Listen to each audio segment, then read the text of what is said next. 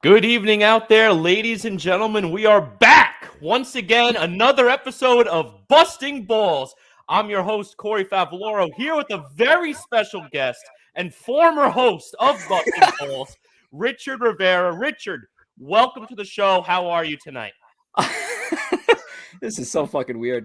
I'm doing great, and thank you for stepping in as host from replacing that other guy. He sucked. He was horrible. But yeah, Busted Balls. I'm happy to be on the show, man. Thank you. Listen, we're glad to have you tonight. Listen, it's going to be a great show. Looking forward to talking with you. And you know why we're here. We're here to talk some softball, especially with this Ballbusters team, reminiscing about the old days, talking about the great championship. We got a fun season coming up ahead. But before we even jump into it, just got to give a quick background. Rich, you've been with the Ballbusters, it seems like since the dawn of time. I know you've dabbled with the other teams here Yep. and there, but you're a ball buster through and through. You know, you are, if you're saying the ball busters, I feel like you and John are the two that really come to mind because I feel like you guys were always there forever. Obviously, this year, being the manager, manage a great team in the summer, manage a championship here in the fall. What are your thoughts? How do you feel? How does it feel to be a champion for the second time with this team? I love it. It's always a great feeling to be a champion, and it's kind of obnoxious to say always when I've only won it twice. And it took 7 years to get to the first one. And after that first one, then I was through the roof because I thought at that time that fall 2017 team did it. Like that was the team. It's not going to get any better than this. Everybody had a job. Everybody did a great job holding down the fort. Matt did a fantastic job leading that team years ago. So in my head, I'm like, oh man, I don't know if it gets any better than this. And then the 2021 season happened. And I was like, holy shit, it actually can get better than this. And that team just took off. And yes, it's very satisfying to not only be a part of that team that won, but to actually say like, hey, I was the one who organized it day to day. And it took me almost 10 years to get there, Core. It almost took me 10 years to manage a fucking team to a championship. And I hate to almost say it like that because it's not me, it's a team effort. And 15 guys went to fucking war for that fall championship. And guess what? The mission was accomplished, and it was gratifying to say the least. Definitely, definitely. And listen, we both know how it is. You could come into a season, it doesn't matter how high of a favorite you are. There is no guarantee because all it takes is one bloop followed by a walk, followed by an error, and all of a sudden you have a top team getting knocked out by a lower team. It's happened to us as the favorites. Yes. It's happened to us as the underdogs where we've won in those situations. So again, it can't take anything for granted. It was a great run to get here. Let's go back. Let's go back to putting the team together. I know coming off of the summer season, that was a team, again, on paper, we thought it was going to be a top three team in the league, make a run for a championship. And it was a top three team in the league, fell short in the first round. What are your thoughts now at the very end of that summer season and you're starting to think about the fall? What's the first thoughts in your mind? I mean, as you know, like I like to start as early as possible. Once July 1st hits, I'm already thinking fall season just because it's so close and we don't have that much time to get that season prep for it. Also, in the case that we do make a long playoff run, now your time frame to try to get something together really shortens. So I already have to start thinking well before we are even like considered being in the fucking championship. Like it's a very weird thing because while you're trying to manage the current team, you're already thinking ahead into the fall season. It really makes it tough, and it's almost kind of a distraction in a way. But yeah, following our elimination, which was it was surprising. Absolutely. We thought that team was going to do big things in the playoffs. I think we went in as the third seed, second seed, maybe. I don't really remember, but that team had great talent on it. And we thought, hey, like maybe we'll just maintain what we have in the fall, add a couple of guys, and we'll be in good shape. And unfortunately, a couple of those guys weren't able to commit. One did commit, and then a work thing came up. So we had to kind of change on the fly. So when certain calls were made to certain guys that we didn't even think were on the table to bring into the fall 2021 season, guys like Johnny Pignatelli and Joe Tess and Chris Ramanauskas, guys that we have maybe played with, but as you have said before, when we talked on the show, heard of, but knew that they were great quality players and they were going to bring something big to this team. It was like, all right, I think we might have something big here. Obviously adding over our guys that we know are going to be with this team for until the day they die or retire. We knew that this team was going to be a good bunch. We had high hopes. We made some key adds throughout the season that worked in our favor. And then, the rest is history. Yeah, definitely. And you brought up some very good, talented names there too. I mean, Johnny, he won the team MVP for us. I mean, the guy came in, killed it week in, week out. Never seemed to have a slow week. Even if he didn't have a home run that day, he was making 3 amazing catches in the outfield. A new guy like Joe Tess, who we personally never played with before, arguably is one of the best shortstops we've ever had play with Seriously. us. Yeah. Ramanauskas, we've seen here and there. Definitely had him for the playoff run. Great to have him. All 3 big names. Now, coming into the fall season, once we have this whole team assembled, it seemed like there were points of the year where, I don't want to say it got rocky, but we had a couple of losses that maybe we shouldn't have had. We go into the playoffs as the third seed. What's your thoughts going into the playoff run as the 3rd seed? That was the best position for us to go into the playoffs with. I don't like the idea anymore of being the number 1 seed. I think, especially in an odd amount of teams for the league, and having that bye week, I think has an impact, and not being able to play hurts. And I think we kind of figured that, hey, if we have something going that's, we have all the momentum right now, we don't want any week off. We want to just keep on playing. And so there was that. But yeah, I thought we were in the perfect position there. And, we were going to play an okay team in the first round. We knew that the second round was going to be, hey, this could be whoever wins this is winning the championship kind of deal. And we treated that second round as that is our Samson championship. And, the team we played was a great team as well. And of course, when we got to the ship, the Storm is a fucking fantastic team. They are going to be a team that's going to be there every single year. As long as they keep that team together, add a few guys, that's going to be a team that's going to be there and a threat every single year. But yeah, dude, like when it comes down to it, I was very stoked about going into it. We had the confidence that we knew that, hey, if everybody's there, this is going to be the team that's going to do damage, even if we are the 3rd seed. And honestly, that was the best position for us. We didn't have the biggest target on our backs, but people knew we were coming. Yep, 100%. Couldn't agree more. And I'm going to go back to your point also about saying not wanting that first round bye. And one thing that I remember that happened in this fall season, it seemed like down the stretch, there was a rain out here or teams couldn't play here. And when you have multiple weeks off on top of that, it can definitely throw off the rhythm of your team. So I definitely agree with your point that you bring up on that side. And like you said, also, we had no easy road. It wasn't a situation where we're going in and playing the last place team, then the second to last place team. I mean, you can we basically went through the hardest path to a championship, which makes it even that more gratifying, in my opinion. Exactly. All the teams we went through, all solid teams, all, reason why they finished where they finished. Now we won the championship. Season's over. We're coming into another summer season just a few months away. It's already February, which is hard enough to believe as it is. On top of that, we're rolling in with a roster that's almost identical to the one we just won with. Now, typically when you go from a fall to a summer and a summer to a fall, there's a lot, more times than not, there's a lot of commonalities, but never is it almost a clone. What are your thoughts rolling into the summer with the same squadron, basically, that we'd won a championship with? I mean, it's seamless.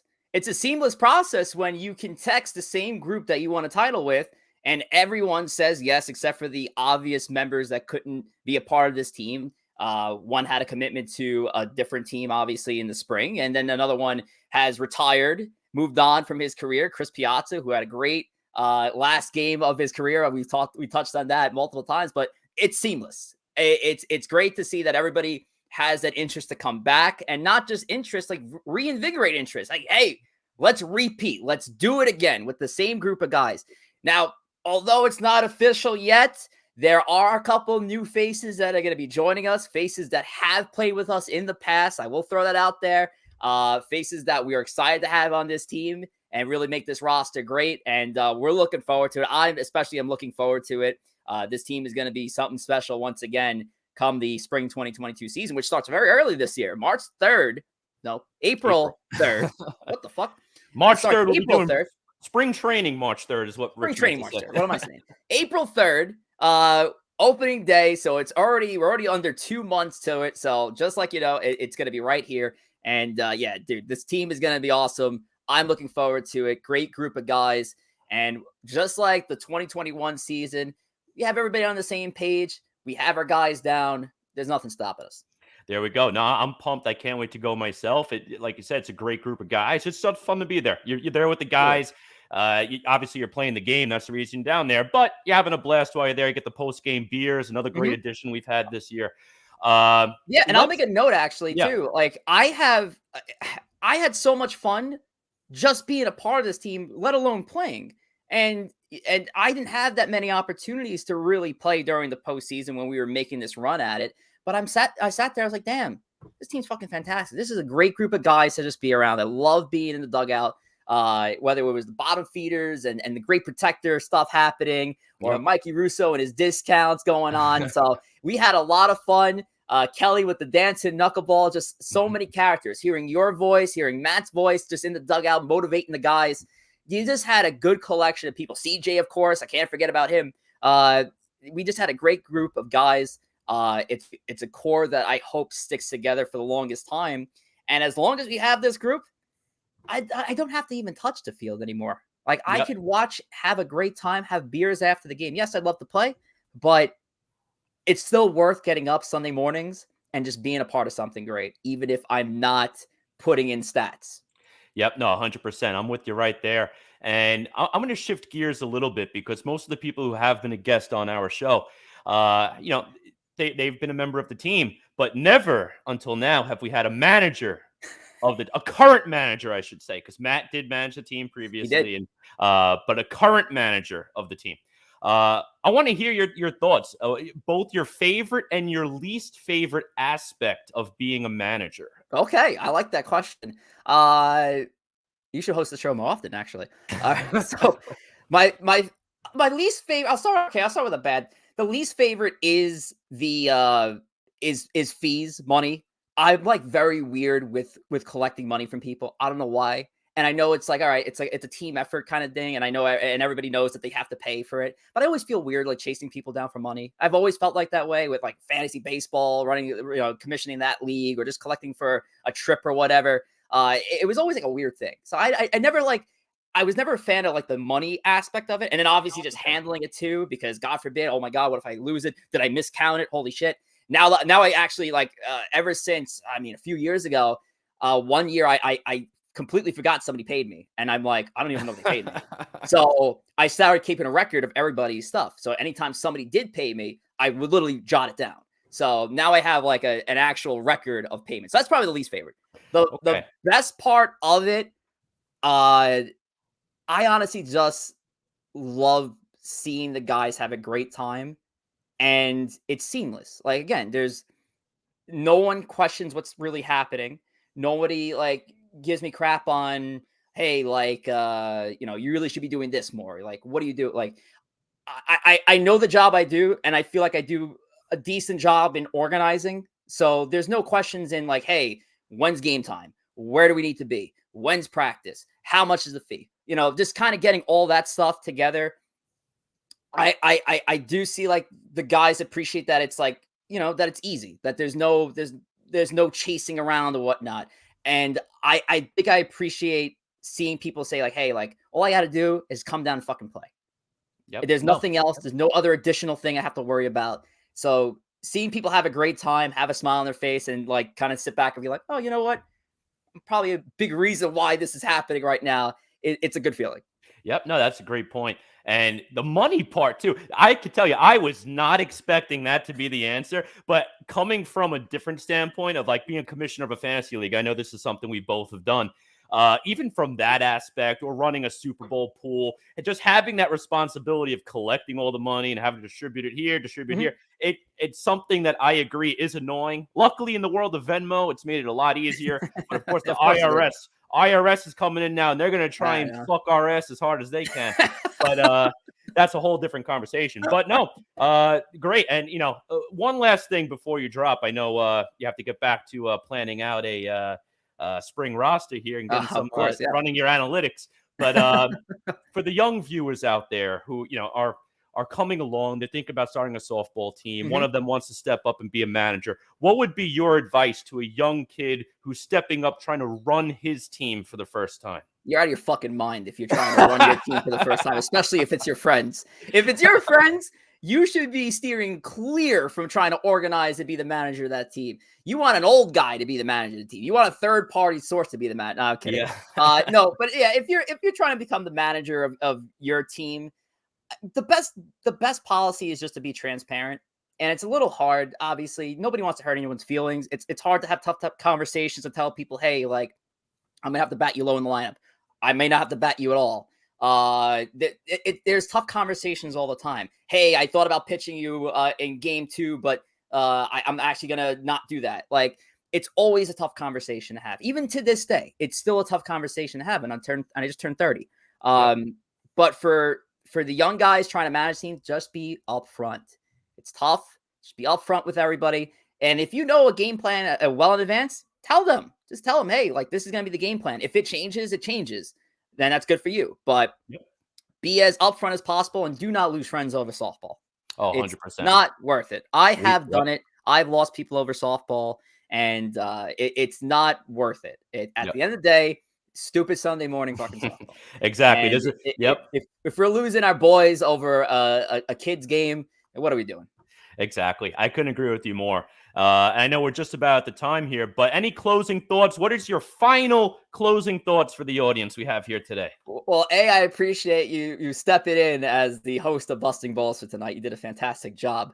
We need more of Corey Favaloro here in the program. Rich Rivera.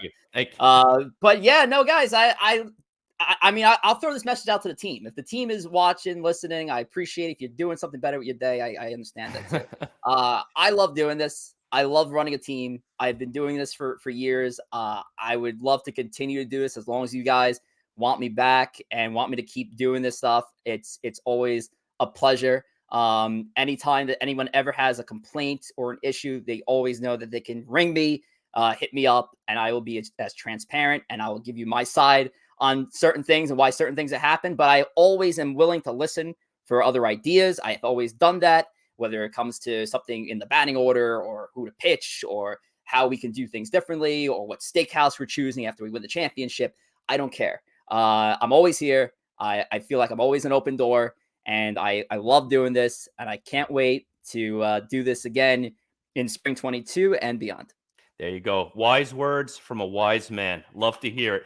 Well, Rich Rivera, we love to have you again. Thank you so much. We definitely have to have you again in the future. But for now, that is all for today's rendition of Busting Balls. Please join us next time as we continue our extension marathon. There are more names to be re-signed, maybe some new ones to be signed for the first time. So more to come. Tune in next time and enjoy your night.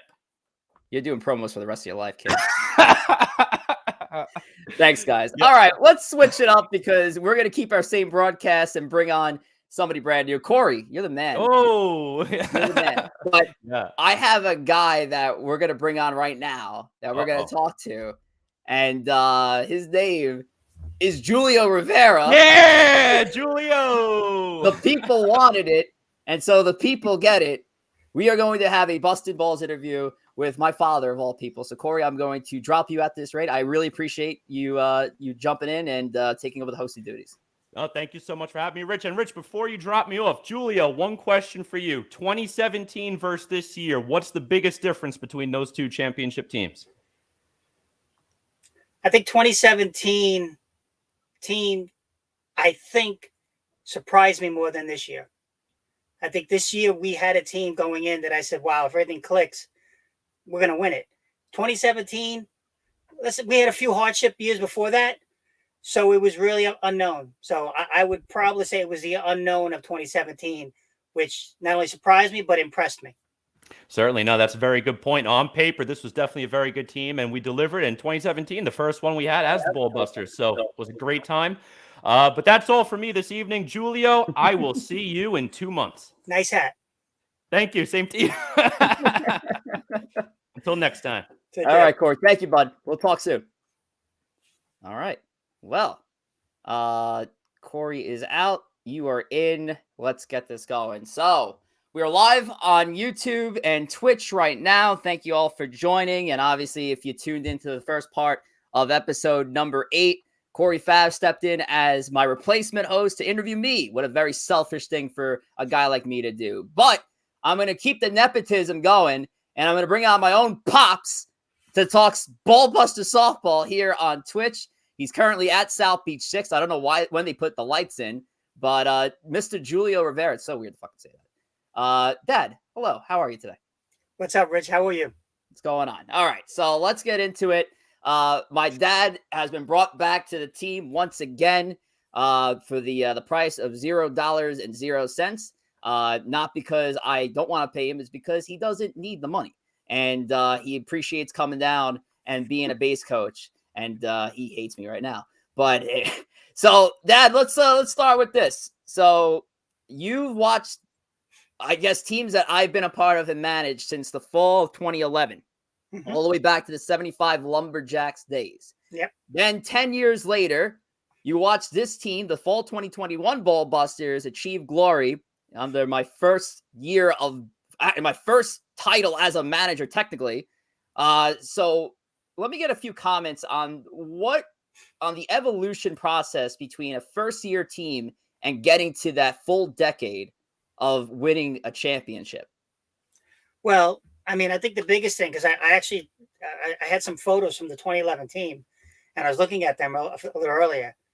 And the biggest thing, honestly, is you went from boys to men. I mean, I'm looking at the pictures of you, Hernandez, Joey G, Stern, Russo, right?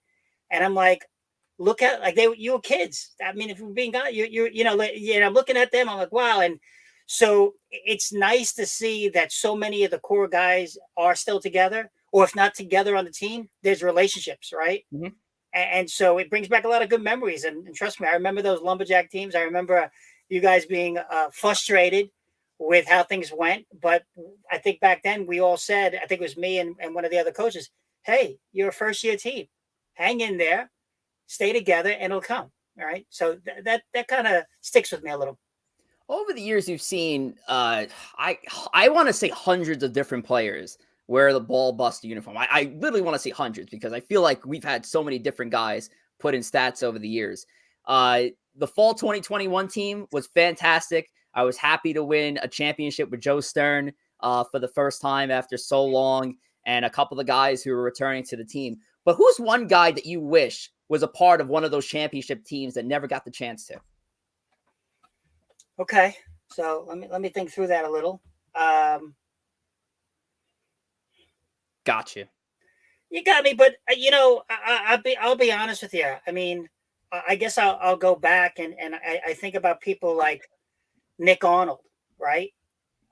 Who I think, let's face it, when you guys first started, he was kind of like, he was the part of the soul of the team. He kept us all loose, and Nick would tell you, he wasn't going to light up the world with his stats, but when he got up, we all rooted for him, right? Mm-hmm. So would have been nice to see Nick part of this, right?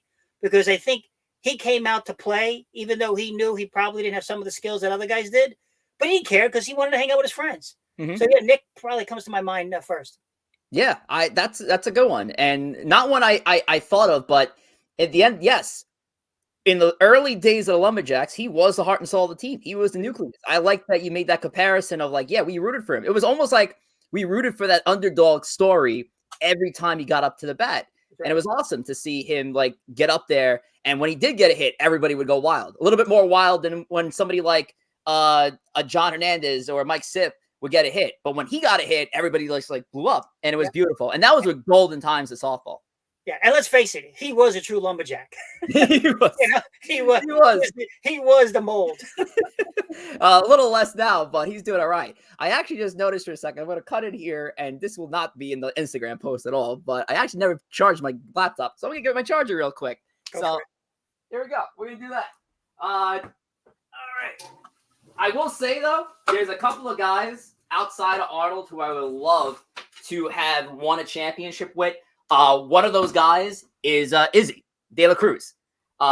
Izzy was a fantastic shortstop, one of the best defensive players that we ever stepped on the field with. My circuit is so far away, and I hate this right now, so I'm going to just lean over here and not shut things off. But yeah, I loved Izzy. I love playing with him. Fantastic.